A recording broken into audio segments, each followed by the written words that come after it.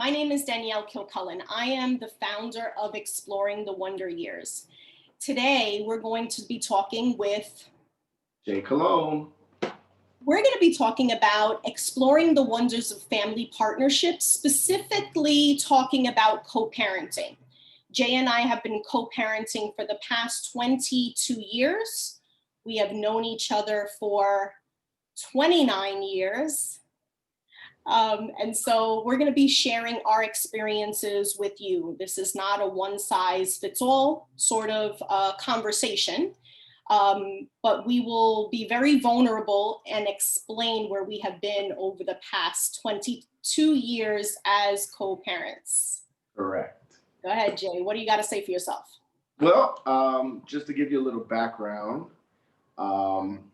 my name is J. Cologne. I come from a two-family parent home. Grew up with my sister. One of the things that is very vital to our success and co-parenting is our upbringing and our culture. We come from I came from a Puerto Rican home, very, very stable. And one of the core values that have been introduced to me and instilled in me is hard work, integrity, and just trying to strive to be better than what my parents. Not saying that they failed short, but just to be better than them, and that's what I try to do as a co-parent. Yeah. Yeah. So my upbringing was a little different. I was raised in a single parent home. I am Irish and Puerto Rican. And so I was raised by the Puerto Rican side of my family. My dad and I had a very complex relationship growing up. And I believe that really contributes to how Jay and I have co-parented over the years. From that relation, my dad remarried, and I'm grateful to say that my stepmother played a major role and continues to play a major role in my life. And so I'm really grateful for her. And my dad has passed on. And so that's something else that I wanted to mention, because I think those sort of things are really important to how we have raised our son, Josh. And the foundation, that's important. Yeah. Just for the audience to know where we're coming from. Yeah, exactly. And so something else you mentioned about core values. I think as a kid, the core values that I learned was that education and hard work are something that you must thrive for. Honesty. My mom really said we needed to be honest people and have integrity. And I think the last thing that I'll say about that, family was really important. I grew up, and I know this is similar for you too, that our cousins, aunts, uncles were really extended family members. They were, we were together very, very often. That played a major role. Having that family support system can alleviate a lot of, a lot of different shortcomings when it comes to co-parenting and raising a child. Yeah. That family support system is extremely important. Yeah. I think so. One thing I think it's important for us to say, we met when we were very young people. I was 12 years old when you and I met. I was 15. Yeah. And so when we became parents, I was 19 years old, just starting my college career. And I was 22. And at that point, you were already in college and living that college life when I was almost out. I only needed that one course. Yeah. But yeah, it was like life hitting me smack in the face. It was career, child, and family. Yeah. All three. And one thing I'll say that you and I have spoken about this a number of times over the years, just thinking about when we found out we were going to be parents. There were some decisions that needed to be made. And one thing that I think back now, like you were totally on board right from the beginning and willing to do whatever it took to raise this individual. I agree. Just being 1,000% committed to our son, uh, allowed me to be in his life in a positive manner, no matter what transpired between us. Yeah, yeah. And so because we were in a relationship at such a young age over many, many years, I think some of the things that we should say is that there was a lot of life that happened between us. There were many ups and downs. But then we got to a point where we decided that we were just going to be parents for our son. And to touch on that, and to whoever's watching out there, it's probably one of the most important things of having a successful co-parenting relationship. Once that division and that separation is accounted for between those two individuals, regardless of if you have disagreements or agreements or you don't see eye to eye, it doesn't get clouded in your decision making. And that's very important. Yeah, that is really important what you're highlighting. There can't be these blurred lines. It has to be very clear what the objective of the relationship is going to be. So from a romantic relationship, we decided that we were just going to be parents for Josh. And it doesn't happen immediately either. It's not like a light switch. We understand that relationships, they take a toll. They take a toll on your heart, and what you envision, what your your goal is as far as, everyone grows up watching Disney, everybody wants to have that Prince Charming or that princess, and you know what I mean, right? But life doesn't happen like that sometimes. And you have to become very mature. Yeah.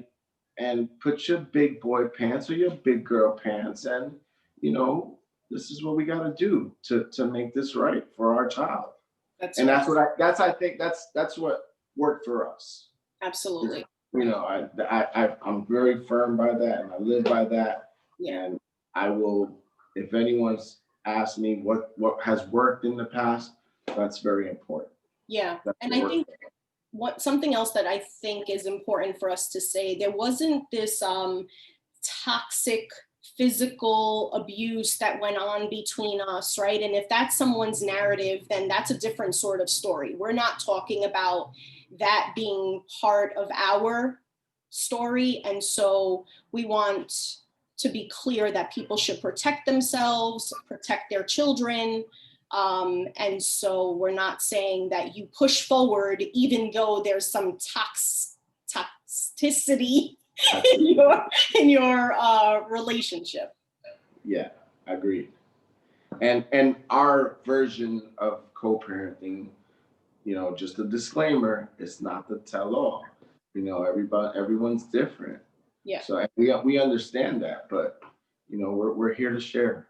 Yeah, that's great. Our journey, at least. Yeah. I think something else that's coming up for me. What were the things that that were instilled in you as a child that you thought was important to continue with Josh? Putting him first. Like my dad put me first. Raising me the right way to be a good man, to be a good part of society. I think I've instilled that in him. And just keeping him as busy as possible to keep him off the streets. I've said that before to you many times. Yeah. And and I understand in today's world, economic reasons don't allow you to have as much time as you can with your children, because you have to support and put food on the table. Yeah. But I mean, that's something that stuck with in my mind as a child when my dad was raising me, and I tried to instill that with Josh. Yeah, I think you're making some good connections to, we live in New York, in the inner city, And so keeping Josh off the street was something that was really important. And I know in your family also, Absolutely. what'd you say? Absolutely, I agree with you. Yeah. That's, just like, so you have so many, so many distractions in this city between crime, drugs, and you just want the best for your child. Yeah. And I'm not, it's everyone has a different journey, but that's the journey that I took. Yeah. Yeah. So you were involved in baseball as a young person, and that was something that Josh was involved in since he was 3 years old. Yep. And so the other thing I think, connecting back to those family values, that family is really important. There were times where Josh was on 3 different teams and we needed our family members to jump in, and who was taking him to this baseball field and who was driving him to this other baseball field. And we had like a really tight community, and it really took a village. It did, for sure. Yeah. I don't think I have the energy to do that now, but I was young, Yeah. Being young helped, You're like, it's true. Today, I don't know if I can do that. Yeah. Yeah. One thing I'll say from that experience, like I'll often say to Josh, who is now 22 years old, I'll say one thing that I didn't do right as a parent was instill that rest is important and part of the process. Your self-care. Yeah, I don't think self-care was something, self-care physically, right? And Josh is one of the most disciplined people, motivated people that I know. But that piece of like, sleep is important, and you need to rest your body sometimes, I'll leave that to you. All right, so we asked a few people to send in some questions for us, and I think this might be a good time for us to switch to that. So Nia in Maryland has taken us up on the offer to send in some of her questions and some things that she's thinking about.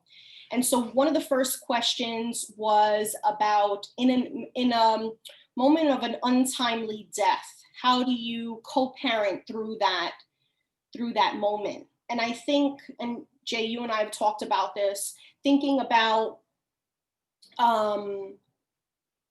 the planning aspect, how important planning is, and really consulting with professionals. Like the first time that comes to your mind, you need to make a plan and take some action. For us, I think our family, our plan was our family was going to take care of our son.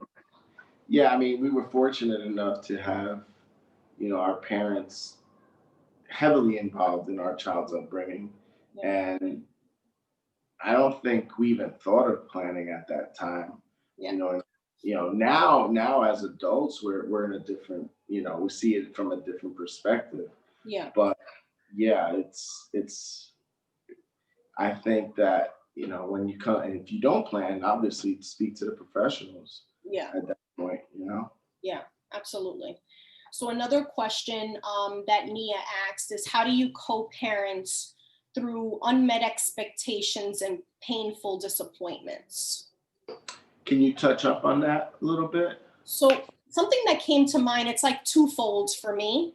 The first thing that comes to mind for me is like the importance of self-awareness. You have to be very clear about what this expectation is, right? So is the expectation or the unmet expectation connected to this romantic relationship now not being a thing, right? So you're referring to a relationship right now. So right now, I'm thinking about it as a woman, and how emotions can really be caught up in this moment where you realize like, this is not going to be what you thought it was going to be, right? In the relationship. Well, and guys have feelings too. No, I know that you can talk about that. Let me finish my thoughts.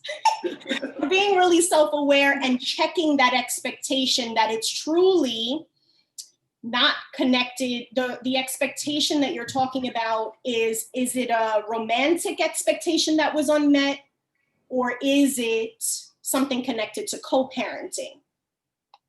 Okay, and I'll touch up on the romantic part. When you co-parent, when you decide to co-parent, you have to come to a, like we said earlier, you have to come to a decision as to this is what it is and this is what it's going to be. Yeah. You know, and that helped us in moving forward and being better parents for our son. Yeah. And to touch on the unmet expectation as a co-parent, you know, if a father doesn't show up, you know, if I didn't show up at a certain time, you know, and I told you I was going to, that's an unmet expectation where, you know, the communication between us would have to go, you know, we didn't address it there and then, but you've pulled my card out, and it's okay. It's okay as two parents, you know, almost like, you know, a business, right? Yeah. You can touch up on that, right? Yes. Yeah, so something that's coming to mind for me is that we had a relationship, right? We had a trusting relationship that I believed and still believe that you have Josh's best interests at heart. Agreed. And so I think that part is really clear to say. I don't think that there's anyone else on this planet that's ever going to love Josh the way you have loved him. There might be some grandparents that might, you know, send us a message after this to say, hey, yo, I don't agree with that statement, but I will say that I always had that trust that you had Josh's best interests at heart. And so when I pulled your card, or sometimes I like to define it as fighting behind the scenes. Correct, yeah. You already knew, we had this understanding that person was coming from a really good place and well-intentioned. And it goes both ways. Yeah. It goes both ways. You know, if you're the parent and you're the father and the father needs to pull the card of the mother, so be it, you know, because I've done it to you as well. It goes, you know, it's a two-way street. Yeah. And that's the type of open communication that I felt has worked for us. Correct. And it was never done in front of Josh. I mean, maybe one day he might be willing to be interviewed on this, but it was never done in front of Josh. So let's say something took place, the situation, whatever the disappointment was or the unmet expectation was, it might happen, right? We checked our feelings on the matter, but then later on we would come back and talk about it. Agreed. Right? I agree. 100%. 100%. And I mean, you know, maybe now as an adult, we could probably speak in front of him. Oh yeah. But as a toddler, as a you know, young, you know, teenager, I don't think we've ever presented that or given him that opportunity to witness. Yeah. You know, something of that nature. Yeah. One thing I'll say, and I know you and I have talked about this in the past. There was one moment where Josh was early teens, and there was a situation at school, and it was your weekend.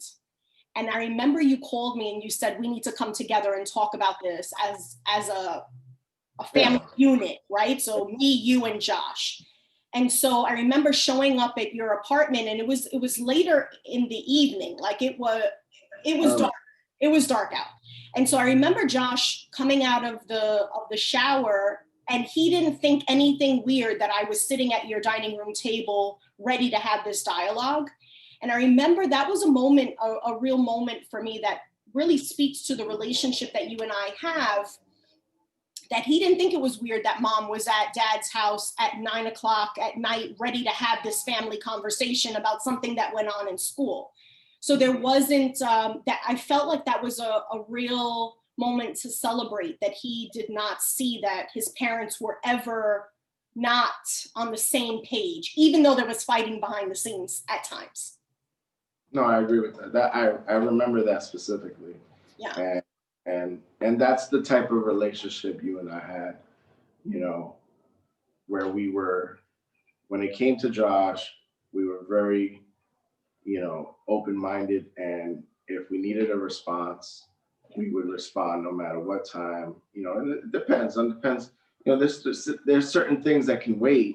Yeah. But but there's certain things that that couldn't. Yeah. Yeah. That was a little off topic, but I appreciate that story. No, that wasn't. That was definitely connected to expectations and how you co-parent. So something else that I want to say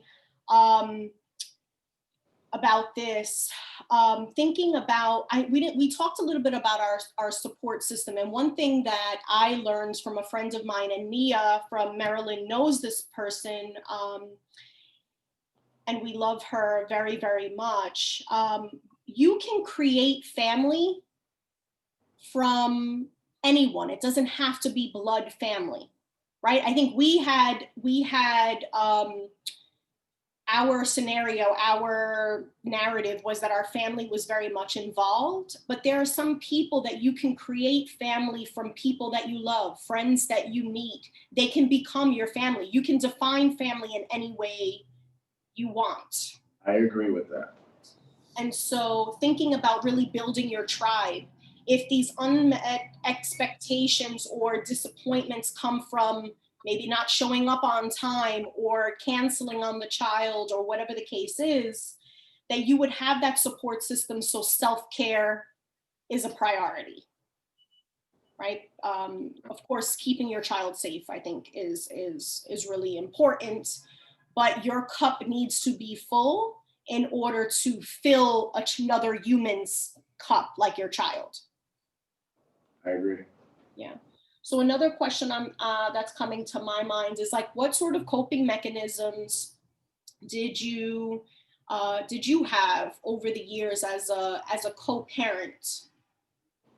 Well, in my particular situation, I would play softball, I'd play basketball, I'd do some extracurricular activities. I worked. Work was a major part of my coping mechanism. Yeah. Just things of that nature that, just to exercise, obviously. Yeah.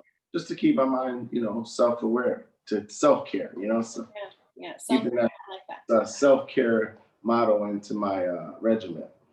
Yeah, I agree. I want to say that once I knew that Josh was safe, whether he was with family, or he was with you, then that was a real opportunity for me to take care of myself, to meet up with friends, for me to continue my education, because that's very much part of my narrative. And we've talked a lot about, like, there were times that we took vacations, with Josh and your side of the family, me with Josh and my side of the family. And then as a human, that I would take vacations with my friends. That was part of what I did. Of course, you need that. Yeah. And of course, we communicated that. Yeah. We spoke about it in advance, and we were there for each other for parenting purposes. Yeah, exactly. It's not like, oh, this week I'm going to, say, Niagara Falls for a week. Okay, no problem. What are the dates? And that's about that communication and that's needed in the co-parenting aspect. Exactly. Great. Okay, so next, for all of you, to the audience, I'm thinking, please contact us if there are questions or topics you want us to cover over the next few episodes that we're planning to record. We are open to it. There's nothing that we're not willing to talk about. So we're asking you to send in your topics, your direct questions, like Nia did. Thank you, Nia, for taking us up on that offer. If there are follow-up questions, Nia, you know how to reach us. So our YouTube channel, you can leave comments there, negative and positive. We're willing to hear all feedback. And I can be reached on Instagram, Facebook, and LinkedIn. And I also have a website, www.exploringthewonderyears.com. Jay, how can they reach you? J Cologne 818@gmail.com. Or if you don't feel comfortable hitting me directly through my email, by all means, contact me through Danielle's website. Yeah, excellent, excellent. Thank you, Jay. I'm looking forward to continuing this conversation. So am I.